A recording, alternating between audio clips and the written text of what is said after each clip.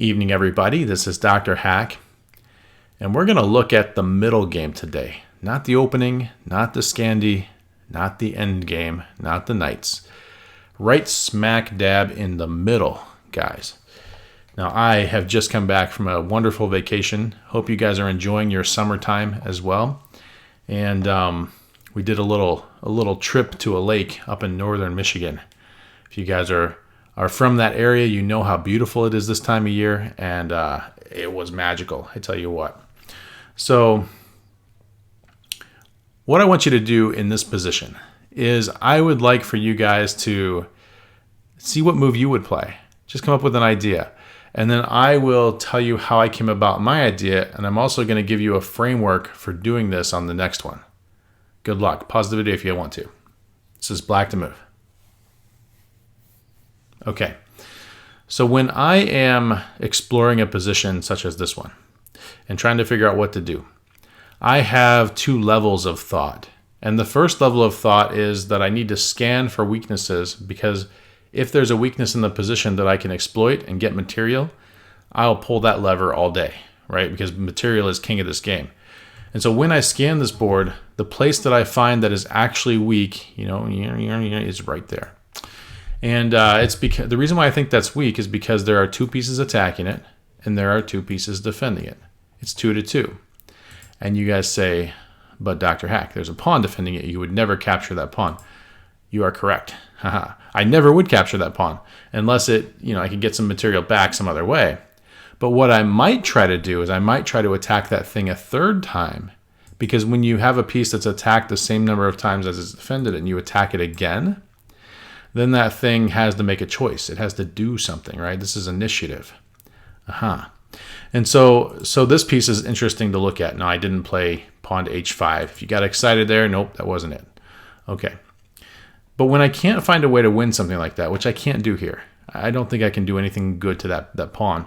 I have to drop into my second level of thinking. And I go, well, what's my worst piece? How do I make it better? We start asking questions of the position. And the questions almost solely revolve for me around how do I make my pieces stronger, or how do I make his pieces weaker? So my worst three pieces, if I were to look at this position, would be this rook, terrible, this rook, terrible, and this bishop, terrible, right?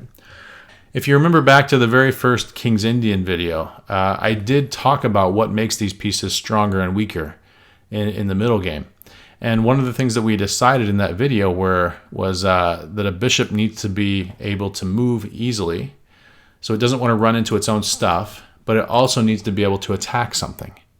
And so this bishop moving here would kind of fulfill both of those criteria. The bishop would be stronger from h6 than where it currently is.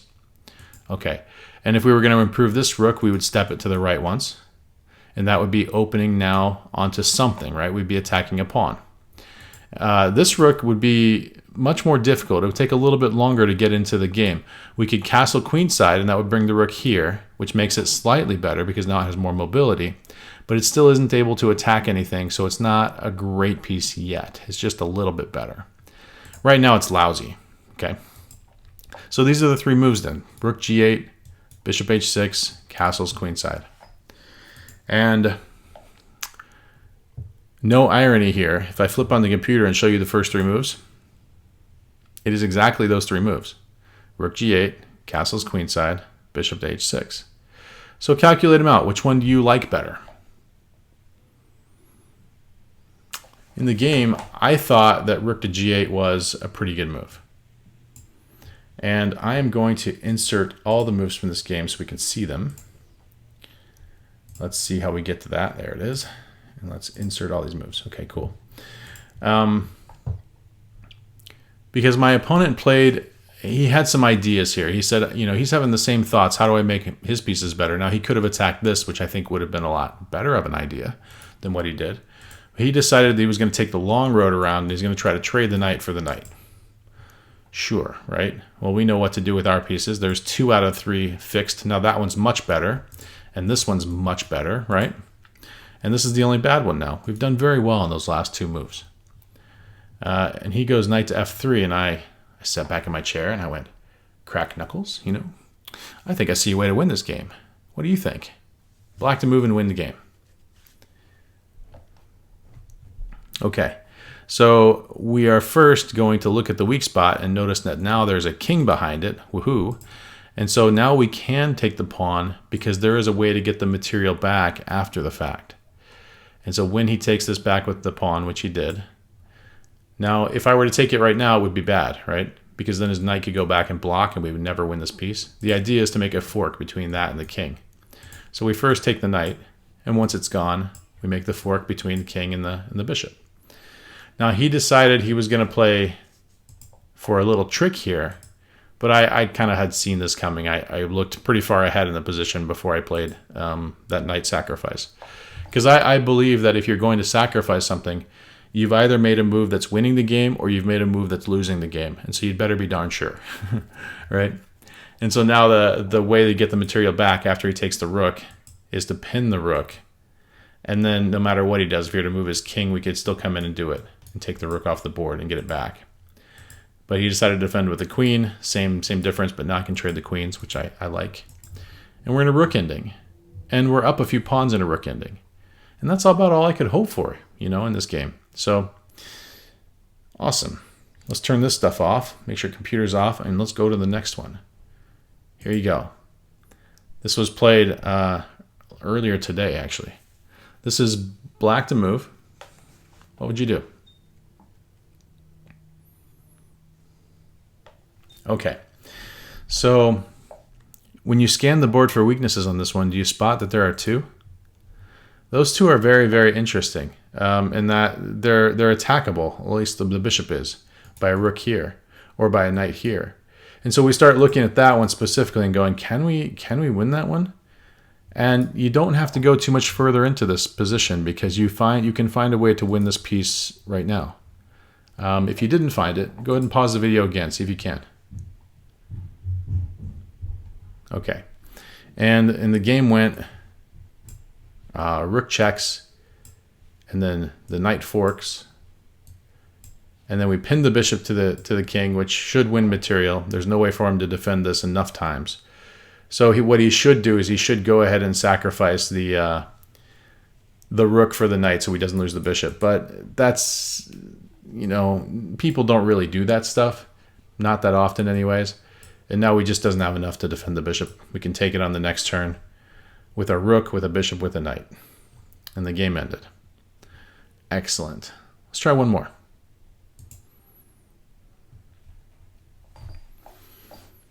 Okay. See if you can do that process this time. Scan the board for weaknesses. If you spot something you can win, really think hard about it. Maybe you can win something. If you can't win something, what's your worst piece? How do you make it better? What's his worst piece? What's his best piece? How do you make it worse? That kind of stuff. Good luck. White to move. Okay. So in this one, the weakness that I spot, and hopefully you do too, is actually this pawn here. It's attacked 3 times, bishop, queen, pawn, and it's defended 2 times, pawn, pawn. And when you're attempting to win something that is weak, you have 2 methods to accomplish it. Always 2. There are lots of different kinds of tactics, forks, spins, skewers, all that stuff. But there are 2 ways to win a piece that's overloaded. And that is, you can remove a defender, you can make one of these 2 pawns go away, or you can add another attacker. Okay? So we see that if we were just to take it, it wouldn't necessarily accomplish a whole lot, would it? Because now the pawn is still defended by another pawn. We can't really take it with a bishop. That's bad news. But if we go back and we think about how we remove the defender, maybe we think about this move. And maybe when that pawn captures, or whether it moves, either one, now we can take this maybe. Right? And after the rooks trade, maybe we can take this one. And after he defends the knight, maybe we can take this one, right? And so maybe we can win some material there. Now, he didn't have to play that way. That was kind of maybe the worst case scenario of how he could play for him. And so possibly we have to think about the idea of, should we win the material? Because this is another way this game could have gone. Should we win the material? And when you try to answer that question, it's not as straightforward on this one, because if you think about how many pieces you can put on this part of the board, the answer is not that many, right? And how many pieces can he put on that side of the board? And that is all of them, right? And if you ask that question about this area of the board, how many pieces can you put here? And the answer is a lot more than he can, right? So maybe White's attack should have come to the king side of the board because the pawns were pointing off of that way. Thank you, Jeremy Silman. Maybe. And so we go back and we go, we could win this pawn, but should we? And that makes us have questions, an existential crisis, so to speak. Maybe we shouldn't. Maybe Black's job is to play on this side of the board, and maybe our job is to play on this side of the board. And we drop into our second tier of thinking, and we go, we're not going to win the pawn. How do we make our worst piece better? Well, it must be the knight, huh? It's on the back row. If we remember back to the video of how knights get stronger, they get stronger the further up the board they can go and plant themselves. A sixth row is probably the strongest a knight can be, right? So anywhere in here would be great. And then we come up with a move like knight to e3. Right? Well, White can't really push the pawn to chase our knight. That would give us too much, wouldn't it? And so he's not going to do that. He's going to do, actually, you know what? Let me just put the moves in. Let's show you what actually happened in the game. Goodness. And that is, we are playing White. Thank you very much. There it is. Okay, we can get rid of this now. And we played knight to e3. He played the queen out to defend all this stuff now. Now he's got this defended 3 times. It's not weak anymore. It's kind of weak. It's marginally weak, right? And so we see that this is happening, and we see he probably wants to play this move. And so the king moves. Okay, and now his other rook comes in to attack that side of the board. We see what he's up to. My knight goes to the king side. You can see what I'm up to as well, right? My queen's really close to coming out there. Both of my knights are jumping into great squares. This is looking quite dangerous for him. I'm not sure why king to h8 was important to him, but it was. And we come in with a knight, and now he can't even take it, because if he takes it, then my pawn will be just in such a great spot. My queen's going to come out to defend it again. My knight's going to jump in to attack. This game's going to be over in short order here. So he can't take it, and he has to defend his bishop, so he moves it. And now the other knight comes in, and now we're threatening checkmate. You can see how this went from bad to worse for him really quick, didn't it? Because I noticed that I could put more pieces in this area of the board, and so I started looking at how I make my worst pieces better instead of winning the material on the queen side. Oh, that was a tough one. If you guys got that, well done. I mean, that's seeing that you can win material and then not doing it, that's restraint. And when it's correct to do that, that's super hard to do. Let's do one more. Okay, this is my favorite out of the 4. So if you stuck around this long, you got a good one. This is White to move. See what you can do.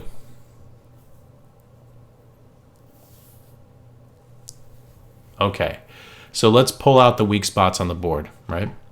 We see that this is a weak spot because it's attacked once and defended once. We see that this is a weak spot because it's attacked once and defended once. Whoops. And that's the one where you go, but DrHack. And I say, yes, I know. But if you were to attack that again, right? If you were to attack that again, something would happen. And so that's important to look there. I also think that I would look here. And I'm circling that in blue because it's defended, but it's also not, right? Because that's a pin. And so maybe if you could get a piece to attack there, you could win it. And then this is a hanging piece. Those are all the weak spots. That's significant numbers of weak spots. Can you win any of them? Look at all the moves. Pick out your favorite again. Okay.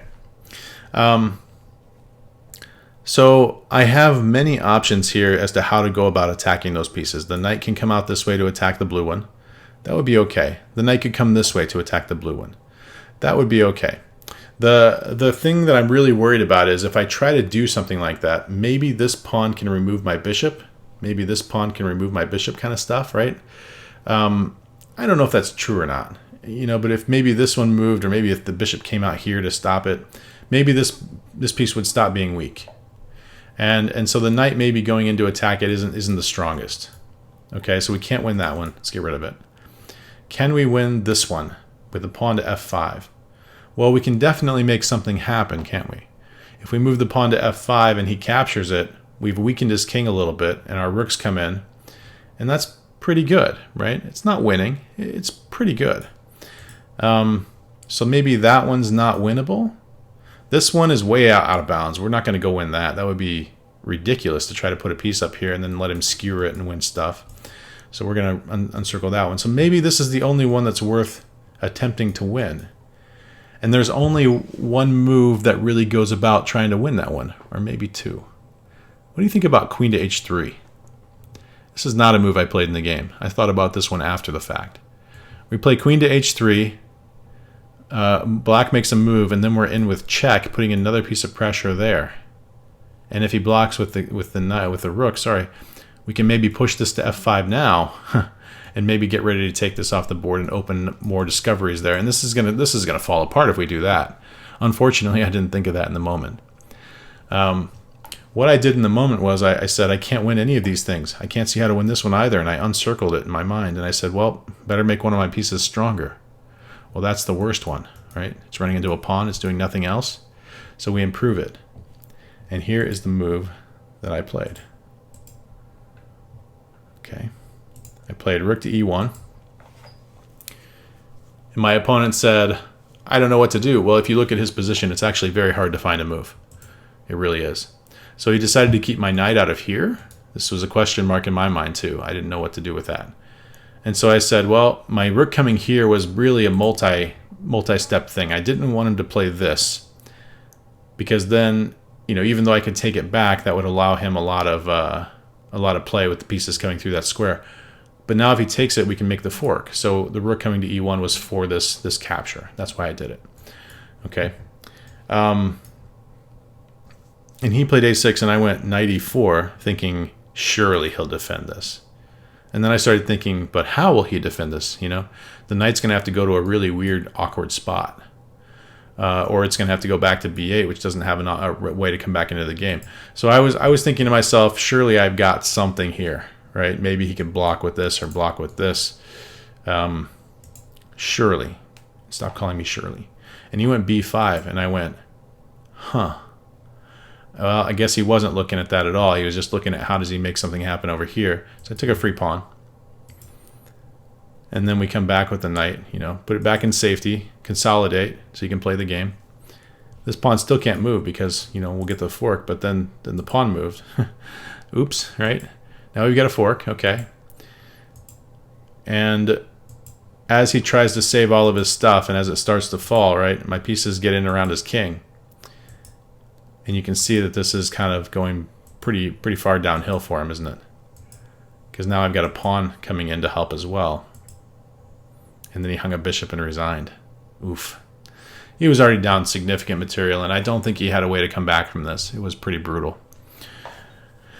I really hope that these ideas, you know, I really hope this helps somebody. I've just been challenged to a match, and so we get some bonus content. Here we go. When did this happen? Dank user 556. Oh, I really hope that stuff helps somebody. We'll wrap up the video there. But then we're going to crush this guy. Pub stomp method. I don't know who this is, though.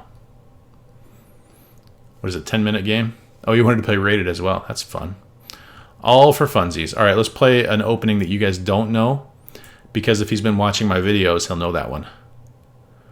Okay, so we're going to play the Nimzo Indian against his London system. Good luck. I just typed good luck in the chat. You guys can't see that, though.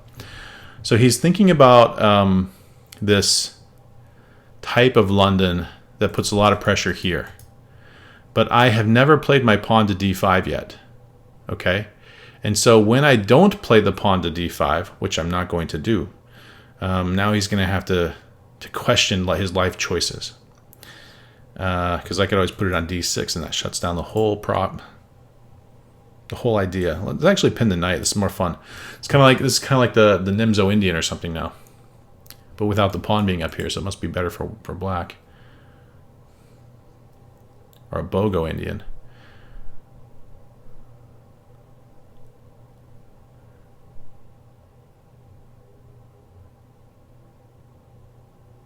I am not sure what he's going to do. Oh, there was.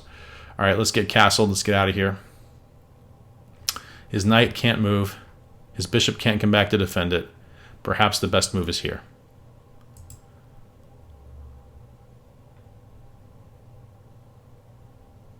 His queen will come there, huh? So it doesn't win anything, so let's not bother. Maybe here, though. That's even better. We can absolutely shred his pawns right now. Let's do this. This one's different because now we're attacking a bishop as well as a knight. And so, you know, when I take this bishop, that'll pull this pawn that away. And when I take this one, that'll pull this pawn this away. And we're going to have 3 in the middle isolated pawns and 1 on the corner isolated and 2 doubled ones. It's going to be a train wreck of a shredding. And then hopefully I'll find a way to win some of that stuff a little bit later on.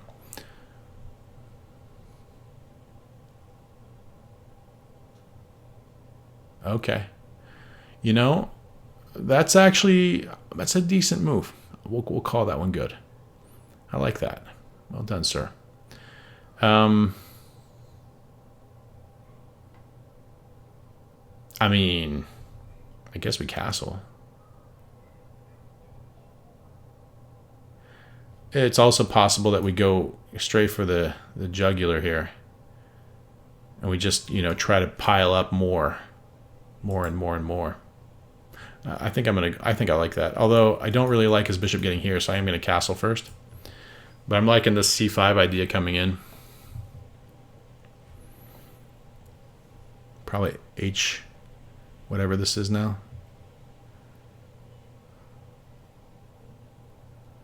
No, it's a3. Wow. Oh, cool. Oh, cool. Huh. I'm telling him I just finished recording a video.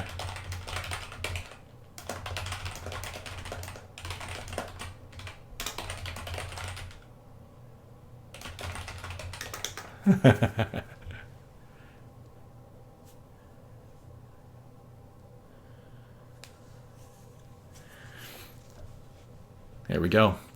He says, okay, we can use the game, so you may see this. This may actually be happening. I gotta stop chatting to him, though. He needs to focus.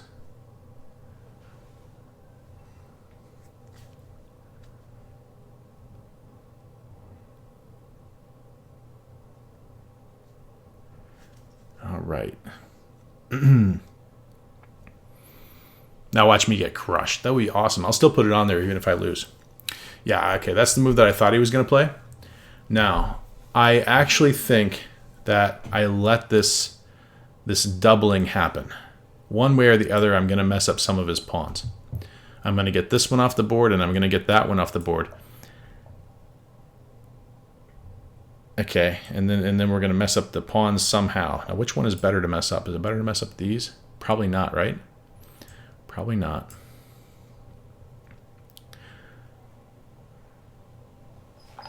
And now we look at what's left on the board. We have the light square bishop left on the board. And so as I play the next move or so, I need to make this piece stronger. And I'm thinking maybe it gets out this way. It could also go this way.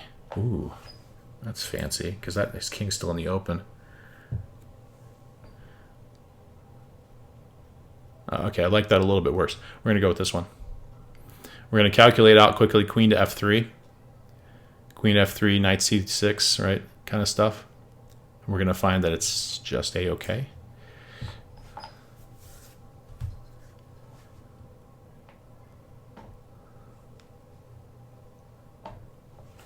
He is playing this game. My opponent is playing this game on a chess up board.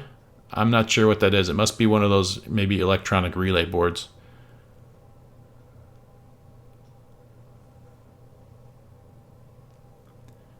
And he just said it's super finicky about the temperature, so if it starts fritzing mid-game, he apologizes in advance.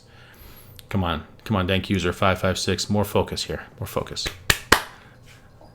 He's distracted by his chessboard.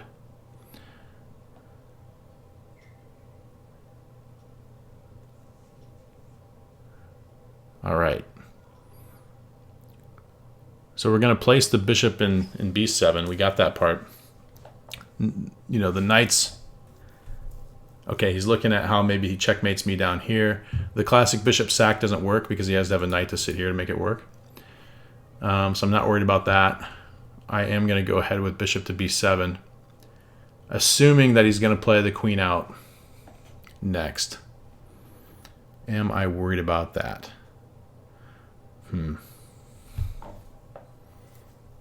I think not. I think my queen is easily going to be able to defend anything that needs to defend there. So I'm going to go ahead with bishop b7.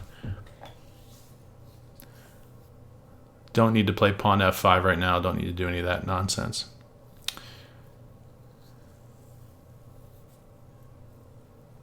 Although pawn to f5, it seems like a move, doesn't it? I don't have to play pawn to g6.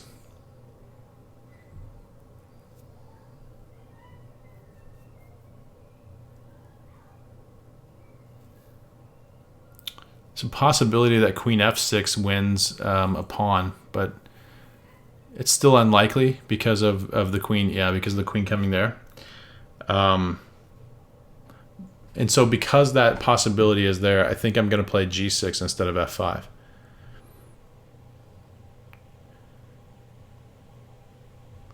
Do I mind that his knight is getting in through here?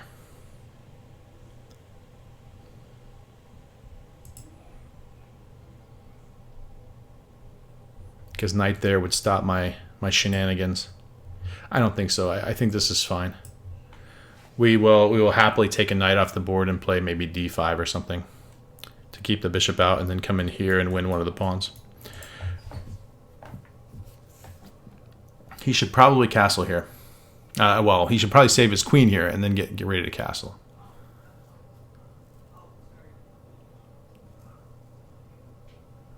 And the way he saves his queen is queen h6, which defends one of the pawns. Okay, yeah, that might do it too. Cool. Cool. Let's attack this guy. Yeah?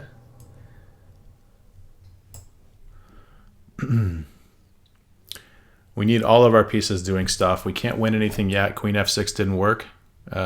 We just looked at how to pick a move. Come on, guys. And so we need to make our worst piece better, and the knight was the worst piece. So now it's better, sort of. I find the move d5 to be fascinating. Do you think that'll work?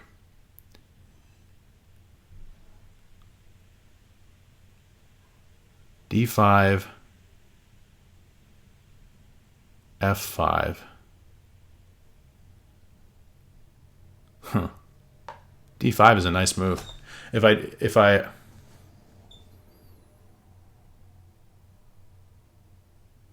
unexpected, but not wrong. But I am going to open my king, or his king too, which is good. He's going to sack. I'm going to take that, right? Okay, great. I'm really interested in letting this go because his king is so wide open. So we're going to go with this move first with the check.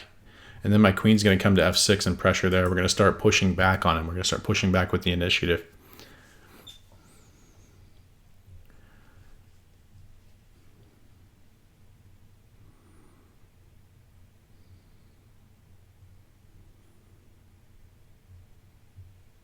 And of course, if he puts anything in the way here, we'll be able to take that.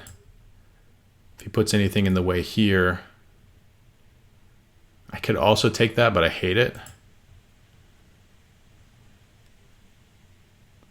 I'll probably go queen here and fork the two things.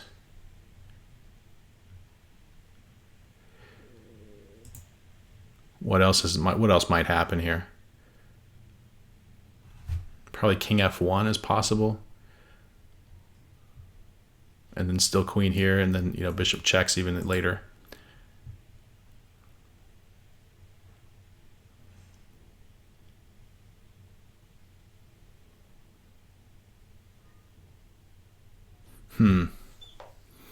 I feel like we equalized at this point. I feel like we're starting to push back on him and maybe start to win.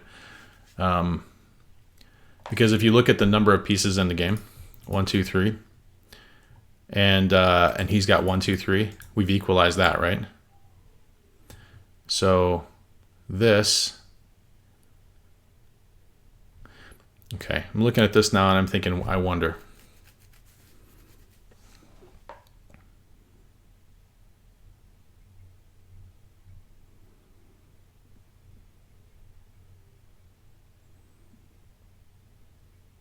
Calculating. I'm thinking letting this go is good because the king's in the middle. So let's let it go. Just like the song, right? Let it go.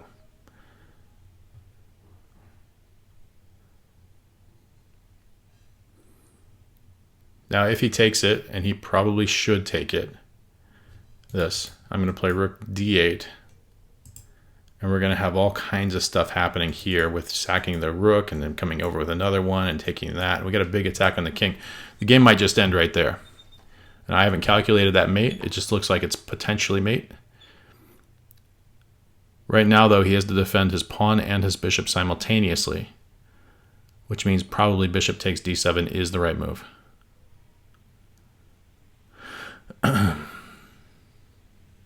Boy, how can it be, though, right? Because this, if the bishop moves, we're going to get a fork between the queen and king.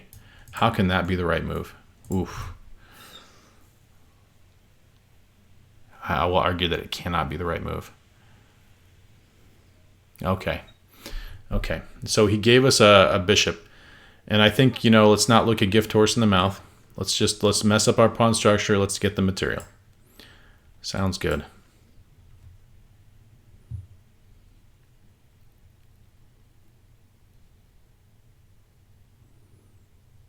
We could have made that super complicated by not taking it.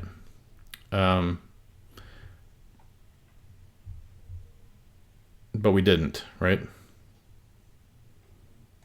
Now I'm wondering about how we defend this guy.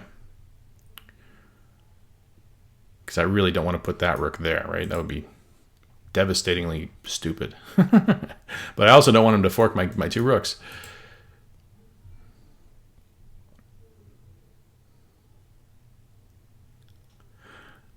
Maybe what I'll do is I'll let the A pawn go because I'm up a piece. I can let some material. You can give back some material when you're up a piece. I got equal pawns, except these are bad, so I'll maybe lose this one later. Well, I guess the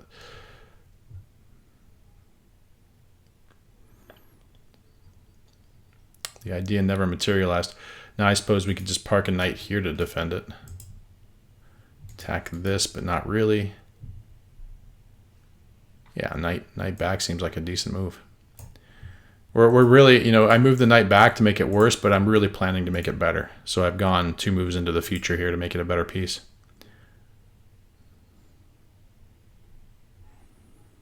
So he goes there, I go here. He goes there, right? I somehow have to attack the knight. Okay, didn't even happen. Threatening to trade. We like trades. They taste like chicken.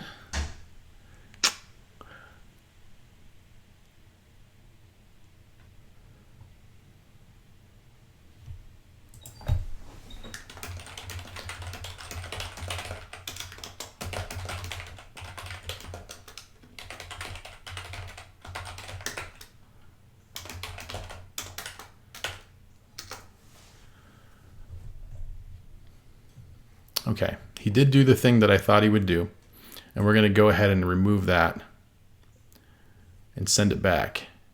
You don't have to go home, knight, but you can't stay here. Oh no. Oh no.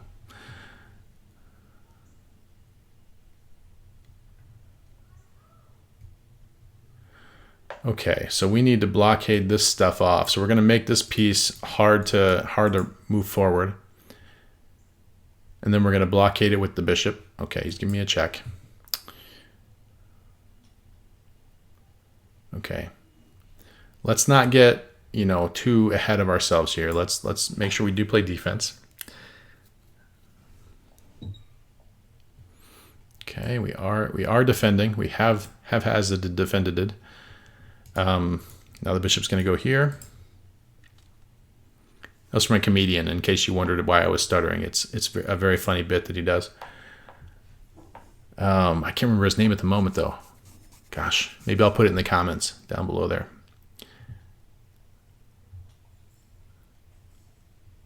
Okay, and I guess my worst piece is the knight and the rook. Let's go with the knight first.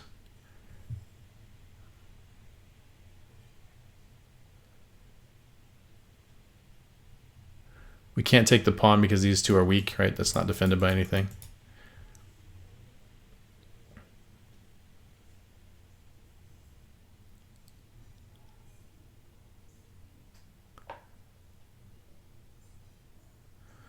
All right, good game, Dink user. Thanks for playing.